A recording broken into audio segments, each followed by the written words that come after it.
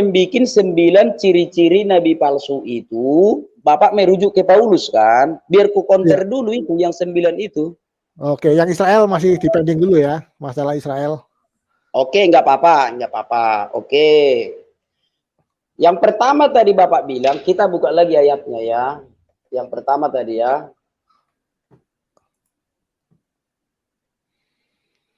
Yang pertama, menyamar seperti domba padahal dia serigala. Kita baca aja ya di dalam Wahyu 20 ayat 10. Nah, yaitu tempat binatang dan nabi palsu itu. Artinya mereka ini satu tempat, akrab, ini bersekutu, binatang dan nabi palsu. Nah, jadi Bapak bilang tadi menyamar seperti domba padahal serigala, dari suku Benyamin. Itu merujuk ke Paulus. Farisi dan Saduki merujuk ke Paulus, karena Paulus orang Farisi dan Saduki. Matius 24 ayat 26, karena dari padang gurun. Lukas 21 ayat 8, Galatia 2 ayat 19, tentang Paulus itu di dalamnya ada Kristus. Ulangan 18 ayat 20 mengatakan sesuatu atas nama Allah. Sekarang semua ke-9 ini apakah ada kaitannya? Karena nabi palsu itu disandingkan dengan binatang itu, Pak. Karena nabi palsu itu disandingkan dengan binatang. Artinya, kalau beriman kepada nabi palsu ini, harus beriman kepada binatang itu. Sebentar, ini perkataan siapa Wahyu ini? Ini wahyu yang disampaikan Tuhan Yesus kepada Rasul Yohanes di Pulau Patmos. Oh, mimpi maksudnya, mimpi Yohanes di Pulau Patmos. Penglihatan. Penglihatan boleh saya sebut halusinasi nggak? Halusinasi kan juga penglihatan kan? Karena Rasul Yohanes ini adalah murid Tuhan Yesus. Artinya kayak gini, Bapak tidak mempercayai kitab Wahyu ini, kayak gitu. Loh, saya lebih percaya perkataan Yesus daripada kitab Wahyu, terus terang gitu. Karena kan gini aja, Alkitab ini kan satu kesatuan. Artinya, kalau nabi palsu yang tadi itu Bapak bilang Paulus tidak pernah disandingkan dengan Yesus. Tanpa beriman kepada, kami orang Kristen tidak beriman kepada Paulus, tidak. Kami bisa beriman kepada Tuhan Yesus tanpa Paulus. Nah, jadi karena nabi palsu ini dan binatang ini disandingkan, sangat akrab ya, disandingkan, maka Paulus tidak mencukupi di sini. Itulah yang dikatakan tadi, menyamar seperti domba padahal serigala, dan Paulus itu bukan serigala. Nah, oke, nomor 2, dari suku Benyamin. Oke, kulewatkan aja. Yang keempat, Farisi dan Saduki, yang di Matius 16 ayat 7, kulewatkan aja, bisa jadi. Nomor 5, Paulus seorang Farisi, oke. Nomor 6, Matius 24 ayat 26. Coba kita buka lagi ya. Matius 24 ayat 26. Sebentar ya, Pak. Iya, sedikit selama lagi nyari, saya kan membandingkannya ucapan Yesus gitu loh, bukan sesuatu yang kesaksian atau halusinasi. Kita berbicara Alkitab, Pak. Kita berbicara Alkitab keseluruhan. Kalau Bapak hanya percaya perkataan Yesus, tapi Bapak tadi merujuk kepada perkataan Paulus. Standar ganda gitu, Pak. Kalau Bapak hanya percaya kepada perkataan Yesus, Bapak merujuk tadi ke perkataan Musa, kayak gitu. Warning itu dari Yesus, tapi penggenapan itu dari perkataan Paulus. Itu yang saya lakukan. Jadi kalau warningnya dari Paulus, saya nggak percaya. Jadi tapi yang di apa itu tadi, Ulangan 18:20 itu perkataan siapa? Oh bukan, kalau itu Musa itu. Nah, Bapak percaya perkataan itu juga, kan standar ganda. Iya. Sekarang kita bahas saja dulu satu-satu. Karena kan saya percaya perkataan Nabi loh ya, daripada perkataan. Bisa nggak aku bantah item-item yang Bapak kasih ini? Boleh, silakan. Oke. Matius 24. Matius 24 ayat 26. Enggak apa-apa. Lihat ya, Matius 24 ayat 26.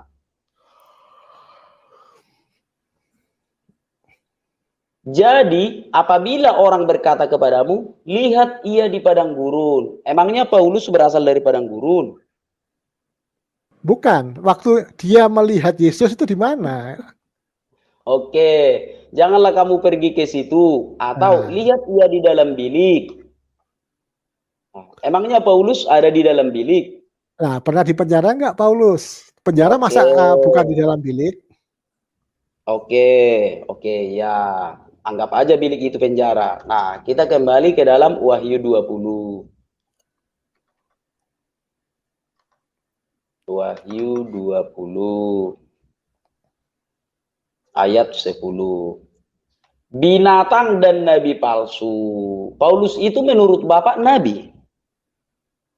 Oh, pernah dia disebut nabi. Sekarang Menurut bedanya Bapak apa? dia nabi.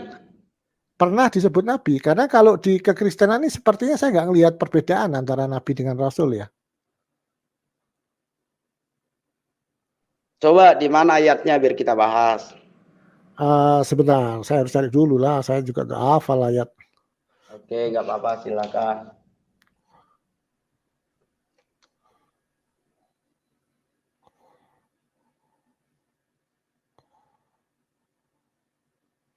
Selagi saya cari, coba Anda jelaskan apa perbedaan nabi dan rasul berdasarkan Alkitabiah.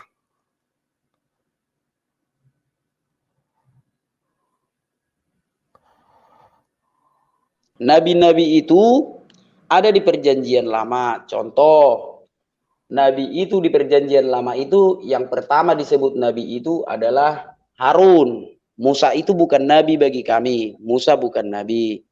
Yang nabi itu adalah Harun. Baru Yesaya yang ada di perjanjian lama. Setelah Tuhan Yesus datang ke dunia, nabi tidak ada lagi karena Tuhan Yesuslah penggenapan atas segala nubuatan yang disampaikan para nabi. Jadi kalau kami orang Kristen, Pak, setelah Tuhan Yesus tidak ada lagi nabi. Kayak gitu, Pak. Oke, jadi ada landasan ayatnya kah Anda ngomong seperti itu? Ada. Sebentar ya, Saya kita udah nemu lihat. nih, udah nemu nih. Oh, coba di mana? Silakan. Oke, di Bilangan 12 ayat 6 itu definisi nabi. Oke, Bilangan 12 ayat 6.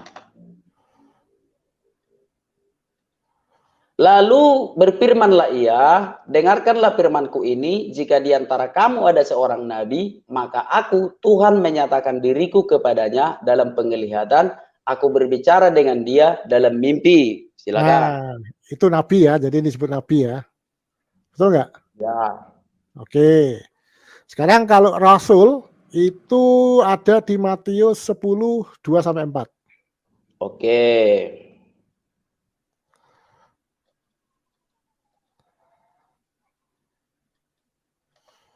Matius berapa, Pak? 10, Matius 10 ayat 2-4. oke.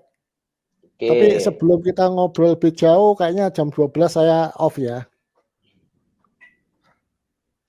Lihat, inilah nama ke-12 rasul itu. Nah, ini rasul. Pertama Betul. Simon yang disebut Petrus. Iya, murid-murid Tuhan Yesus, rasul, iya.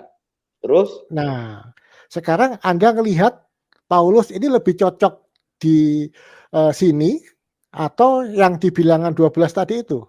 Bukannya Paulus merasa dia melihat Yesus dalam perjalanan ke Damsik. Dari definisi Alkitabiah ini, Anda melihat Paulus itu lebih cocok sebagai nabi atau rasul? Paulus itu rasul. Paulus itu rasul, rasul Paulus. Dalam bahasa Nah, Yunani disebut apostolos atau iya, di sini apostel. kenapa di sini nggak disebut dia Paulus? Mana ada kata Paulus Rasul di sini? itu artinya utusan. Rasul itu Nah, artinya utusan. ya itu terserah Anda. Jadi kan Oke, saya sudah memberikan definisi. sekarang kayak gini, Pak. Sekarang kayak gini. Jadi yang ke-9 itu Bapak bilang Paulus tidak akrab dengan binatang itu, kan begitu. Sekarang boleh Ya, nggak bersiku? iya, sebentar. Jadi kita simpulkan di sini deh. Di sini Rasul nggak ada ya Paulus ya. Ah, coba bersiku ya. Aku bersiku yang sesuai Alkitabnya. Ini Boleh. Pak. Oke, yang pertama nabi palsu itu kompak sekali dengan binatang itu kan. Ciri-cirinya ini lengkap itu Alkitab. Lihat ya. Yeremia 23 menentang nabi-nabi palsu, jelas nabi palsu ya. Jelas itu nabi palsu, Pak. Ciri-cirinya itu nabi palsu itu yang pertama itu diracun. Jadi ciri-ciri yang pertama itu diracun. Muhammad pernah diracun. Terus? Apa? Muhammad pernah diracun, betul ya? Tertulis di sini ya nabi palsu ya diracun ya. Mana coba lihat. Coba. Menentang nabi-nabi palsu. Udah. Dan di ayat 15 ciri-cirinya itu diracun. Nomor 2. Mana diracun mana di situ? Kita baca detail kayak tadi lah, enak dibaca tuh. Yang mana ada? Udah ini. Sebab beginilah firman Tuhan semesta alam mengenai para nabi itu. Sesungguhnya aku akan memberi mereka makan ibu dan minum racun. Jelas ini. Terus nomor 2 sama kita tadi Matius 24. Sama Matius 24 ya. Sama kita tadi. Bentar ya Pak. Matius 24 ayat 26. Ini Pak. Jadi apabila ia orang berkata kepada judulnya dulu. Siksaan yang berat dan Mesias palsu. Yang palsu-palsu ya. Sebab Mesias palsu dan nabi-nabi palsu. Muhammad itu disebut nabi ya. Akan muncul untuk mengadakan tanda-tanda yang dahsyat. Jadi apabila dengar dulu Pak.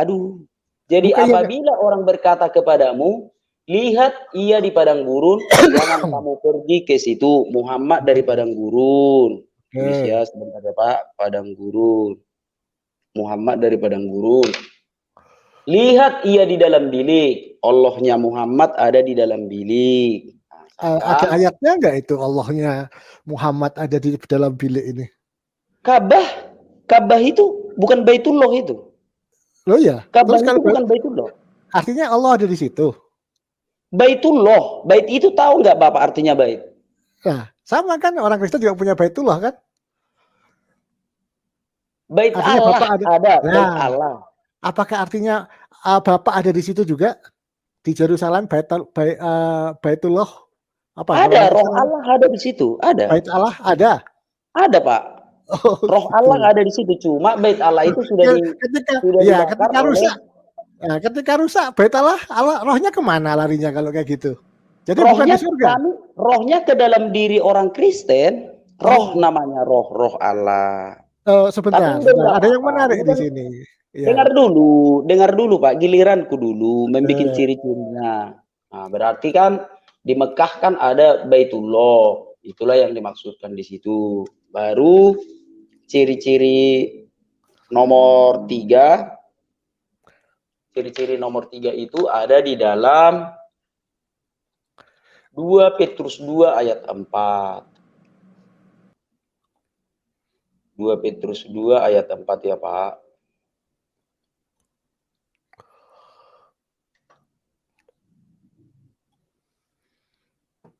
Bentar ya Pak, lagi nge-lag. Oke. Nah, ini dia Pak. Sebab jikalau Allah tidak menyayangkan malaikat-malaikat yang berbuat dosa, tetapi melemparkan mereka ke dalam neraka, dan dengan demikian menyerahkannya ke dalam gua-gua yang gelap untuk menyimpan mereka sampai hari penghakiman, malaikat yang berbuat dosa ini di dalam iman kekristenan adalah setan. Dan Muhammad bertemu Namus di gua. Nah, itu tidak bisa dibantah di dalam Sahih Bukhari 3 dan Sirah Nabawiyah. Apakah Anda menyimpulkan bahwa selalu yang bertemu sesuatu di gua itu adalah setan? Tergantung caranya menemuinya seperti apa, tergantung. Loh, kalau dia bertapa, kalau Muhammad kan bertapa. Kalau itu gini deh, kita bahas satu-satu masalah racun tadi dulu. Iya. Oke, pertanyaannya simpel dulu.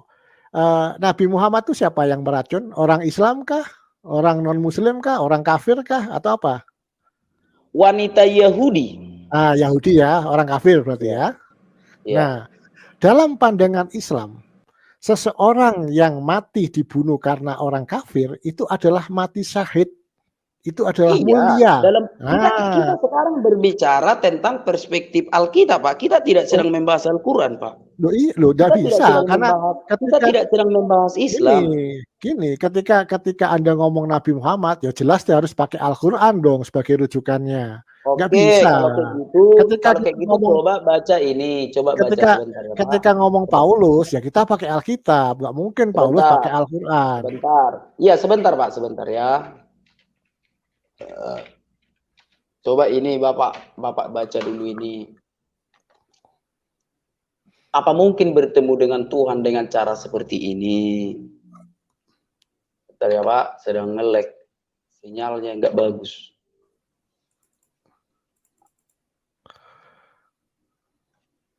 Bentar ya, kontrol tambah.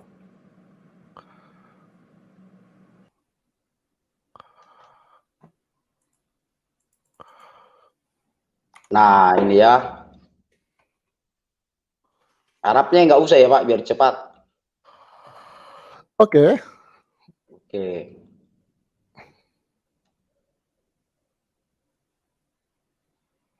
Ya, terus maksudnya apa ini? Telah menceritakan kepada kami, Yahya bin Bukoir berkata, telah menceritakan kepada kami dari Al-Laits, dari Ukoil, dari Ibnu Syihab, dari Urwah bin Ajubair, dari Aisyah, ibu kaum mukminin, dia berkata, permulaan wahyu, artinya wahyu pertama ya, yang datang kepada Rasulullah SAW adalah dengan mimpi yang benar dalam tidur, dan tidaklah beliau bermimpi kecuali datang seperti cahaya subuh. Kemudian beliau dianugerahi kecintaan untuk menyendiri. Lalu beliau memilih gua hiro dan bertahanut, yaitu ibadah di malam hari. Menurut Bapak, orang yang beribadah di malam hari itu, agamanya belum ada ya, beribadah di malam hari itu di dalam gua, dalam beberapa waktu lamanya, mungkin enggak dia mendapat wahyu dari Tuhan? Sebentar. Anda kok bisa menyimpulkan agama nggak ada waktu itu gimana? Karena kan Muhammad masih berusia 40 di sini. Dia kan belum mengetahui tentang Islam. Oh, dia belum menerima wahyu benar, tapi agama sudah ada, tuntunan sudah ada. Apa agamanya? Nah, Apa agama Muhammad? itu milah Ibrahim pada waktu itu. Milah Ibrahim. Agamanya Muhammad milah Ibrahim. Iya. Sebelum dia mendapat wahyu. Iyalah. Dia percaya pada Allah. Dari mana itu datanya? Aduh. Kalau hadis sih panjang ya. Ini harus cari lagi nih. Jadi orang-orang di sana itu ada orang-orang musyrikin, ada enggak apa-apa. Sekarang kayak gini, katakanlah Muhammad agamanya milah Ibrahim. Nah, milah Ibrahim itu setahuku dalam agama Islam itu agama samawi, bisa dikaitkan ya. Iya, karena kan Ishak ke sana ada memang. Enggak? Ya sebentar dulu. Ada enggak pengikut agamanya Abraham bertahanut di dalam gua dalam beberapa waktu lamanya? Iya, masalahnya apa dengan bertahan? Itu kan bertadabbur, berzikir. Dia melihat hidup itu seperti apa, Allah itu satu seperti apa, mendekatkan diri pada Allah. Karena di dalam gua. Dalam gua. Ada yang salah dengan gua. Salah dong. Masa orang bertapa di dalam gua? Anda pakai perspektif apa bahwa gua itu salah di sana? Perspektif apa? Coba perspektif Bapak dulu lah.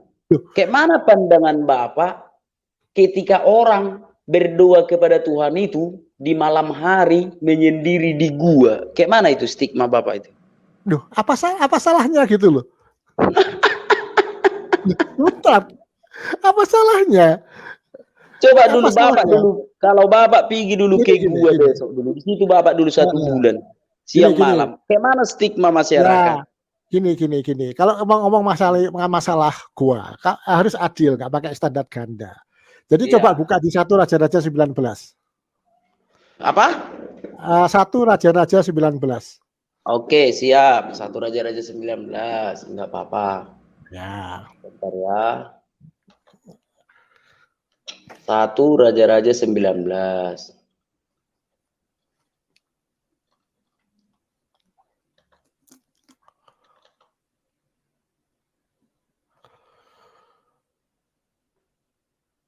Oke. Ayat berapa? Ayat 9. Ayat 9. Oke. Di sana masuklah ia di sini Elia ya, Pak. Iya, Oke. ke Di dalam sana gua. masuklah ia ke dalam sebuah gua dan bermalam di situ. Maka Loh, firman Tuhan datang kepadanya demikian. Apa kerjamu di sini, hai Elia? Nah, silakan. terus di sini salah nggak Elia ini masuk dalam gua? Kalau Bermalam pula. bersembunyi nggak salah. Kalau bersembunyi nggak salah. Bermalam pula. Artinya Tuhan pun bisa masuk ke gua ini kalau menurut ayat ini. Terus Bisa, tergantung iya, caranya. Di sini iya. kan Elia bersembunyi di gua. Kan udah aku Mhm, bilang ketika aku debat sama si Juma, aku juga heeh, pernah ke gua mengambil heeh. sarang burung walet, bukan untuk bertahanut gitu, bukan untuk bertahanut. Caranya salah. Iya. Terus masalahnya apa? Jadi di gua juga nggak masalah kan di sini kan? Heeh. Masalahnya adalah ketika Muhammad itu Mhm. bertahanut di gua itu dalam Ya, beberapa waktu lamanya apa atau ibadah apa di yang malam hari. apa yang dia langgar? Ayat yang mana yang dia Itu langgar? musyrik, Pak. Itu Loh, musyrik itu kalau orang bertapa di dalam gua itu musyrik. Anda tahu nggak artinya musyrik itu apa? Mempers mempersekutukan Tuhan, Ini nah, menyembah kepada terus Tuhan yang Anda lain. kok bisa menyimpulkan bahwa ketika dia di dalam gua itu mempersekutukan Tuhan? Karena dia kan Bapak yang bilang tadi dia ada agamanya, agama Abraham. Nah, Benar kan? betul. Terus Nah, mempersekutukannya apakah di mana? karena dia masih bertahanut Tahanut dia, apa itu bertahanut? ibadah di malam hari, Iya, ibadahnya kepada siapa? dia tidak beribadah kepada siapapun. Tuh, Dia ibadah di malam hari, bertahanus di dalam gua itu, mencari-cari. yang namanya beribadah itu pasti kepada Tuhan, kepada Tuhannya Oke, ya. sekarang kayak gini. Sekarang Adakah orang, sebentar dulu, adakah orang yang memiliki agama beribadah di dalam gua di malam hari? Ada nggak agama apa itu? loh, selama belum ada tuntunannya bebas di mana aja. Jadi Iyalah. maksud Bapak orang Yahudi itu tidak ada tuntunannya beribadah. Nah, kan saya kan ngomong selama belum ada tuntunannya, ibadah Tapi harus Bapak bilang tadi Muhammad itu agamanya agama Abraham, agama iya, Ibrahim kan? betul. Kan belum Ah, ada syariat. Bisa jadi membedakan nggak belum antara ada syariat Yahudi. Bapak tahu nggak Muhammad melakukan ibadah di malam hari ini tahun berapa? sebentar, emang Nabi Muhammad itu Yahudi sehingga harus terikat dengan syariat Kan Yahudi? tahu, kan Bapak yang bilang tadi Kan saya kalau dia ngomong mengikuti Abraham. agamanya Abraham. Emang Abraham Yahudi? Halo. Abraham itu nenek moyangnya orang Yahudi. Lah ya, Abraham Yahudi nggak? Bukan, Lah nenek ya moyangnya udah, orang Yahudi. ya udah. Eh, Hmm. ya udah, Yahudi itu siapa? Keturunan Yakub kan? Jangan kemana-mana dulu. Tadi Iya, ya Bapak kemana-mana. mengatakan Anda Muhammad kan itu jangan kalau kemana-mana Pak. Apalah dapat penonton? Apalah dapat iya, penonton kalau ya, melebar-melebar? Kita bahas dulu. Pantas enggak Muhammad melakukan ibadah samawi dengan cara seperti ini? Pantas enggak? pantas lah. Kalau nggak pantas, mana yang dilanggar? Beribadah Apa di yang dalam dilanggar? gua. Iya, apa yang Beribadah di dalam gua dilanggar? pantas. Pantas. Yang dilanggar apa? Sesuatu dikatakan pantas, nggak pantas Coba itu ada Bapak yang dulu, coba dilanggar. Bapak dulu besok. Bapak besok ke gua Loh, dulu Bapak. Apa enggak dibilang orang gila Bapak? enggak lah. Saya kan udah ada syariatnya. Sholat itu seperti ini. Sholat itu di sini tempatnya udah disediakan. Kalau dulu kan nggak ada syariatnya kan? Kenapa Bapak bilang tidak ada syariatnya? Nah, Kenapa kan Bapak memang bilang belum tidak ada turun. syariatnya? Anda Ada bisa syariatnya dulu, apa? ada. Syariatnya apa kalau gitu? Kalau ada. Oke. Abraham itu kalau beribadah, dia Ya. mempersembahkan Mhm, korban bakaran. Itulah syariat mhm, dia, syariat agamanya. mhm. Di mana Nah, ayatnya jadi itu? ada di dalam Kejadian. Enggak, Bapak enggak usah mengulur-ngulur waktu. Loh, nggak Gini mengulur waktu. aja. Pak, si Abraham ini kan Muhammad mengaku mengikuti agamanya Abraham. Kan begitu. Ya, Ada enggak agamanya Abraham beribadah di malam hari di gua beberapa waktu lamanya?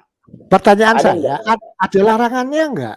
Ada Ada larangannya enggak? dong. Mana Ada mana dong. mana coba, mana sebutin? Ada dong Gimana? Ya mana? larangannya. Mana? Ayatnya mana larangannya? Ketika Beribadah. dia mana coba? Mana? Coba kita lihat ya. Kita lihat larangannya ya di dalam Keluaran kita lihat. Di dalam Keluaran Mhm. 12.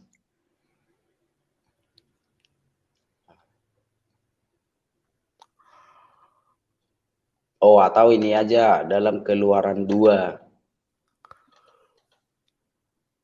Oke, Musa lahir diselamatkan. Musa menggembala di tanah Midian. Apakah kau bermaksud membunuh aku? Sebentar ya. Musa diutus Tuhan.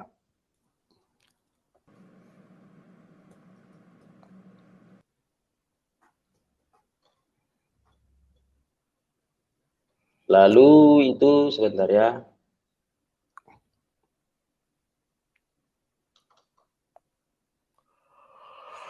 Adapun Musa, dia biasa mengembalakan kambing domba, lalu Ishak, dan Tuhan berfirman, aku telah memperhatikan sungguh-sungguh, sebab itu aku telah turun sebentar. Sekarang seruan sampai kepadaku. Lalu Musa berkata kepada Allah, selanjutnya berkata kepada Musa, beginilah kau katakan kepada orang Israel itu, dan bila mana maka engkau harus beserta para tutua Raja Mesir dan kamu sekata, Tuhan Allah Ibrani telah menemui kami.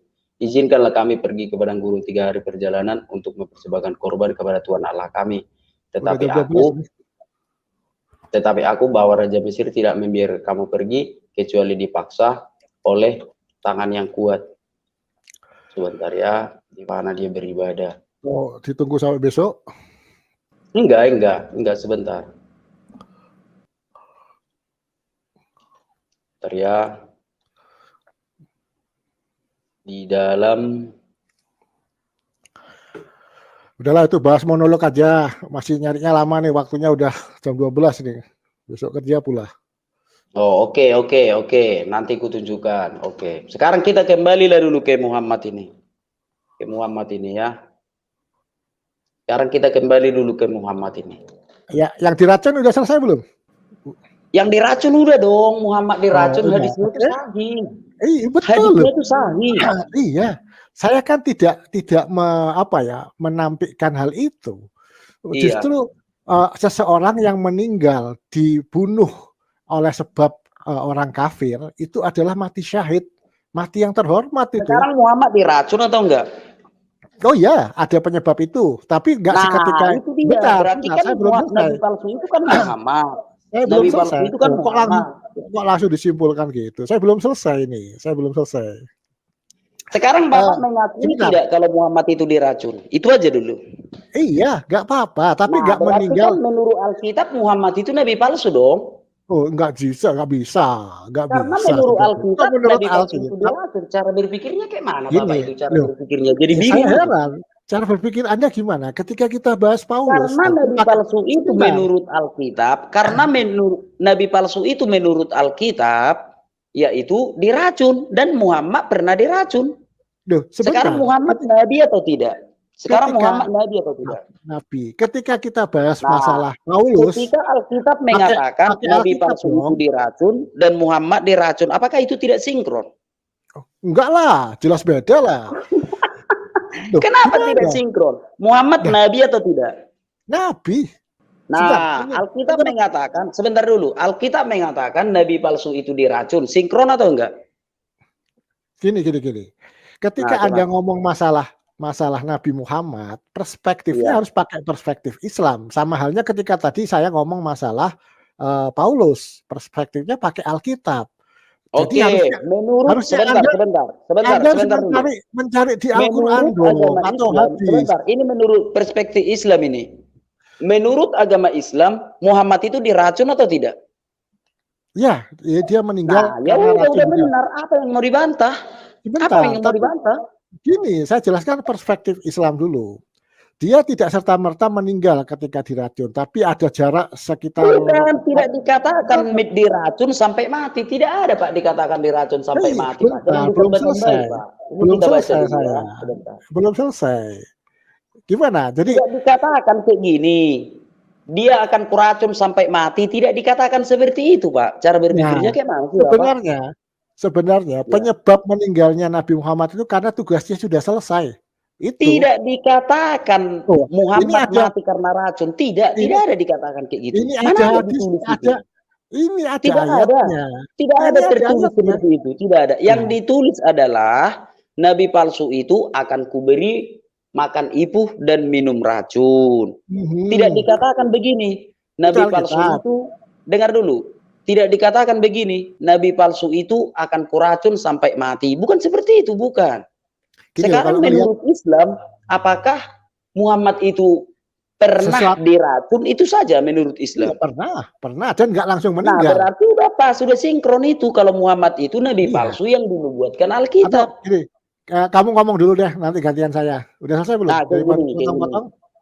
kayak gini. Firman Tuhan berkata begini, nabi palsu itu akan diracun. Nah, itu yang benar, bukan begini. Nabi palsu itu akan diracun sehingga mati. Tidak ditulis firman Tuhan kayak gitu. Yang ditulis firman Tuhan adalah nabi palsu itu akan diracun. Dan menurut Islam, Muhammad itu diracun.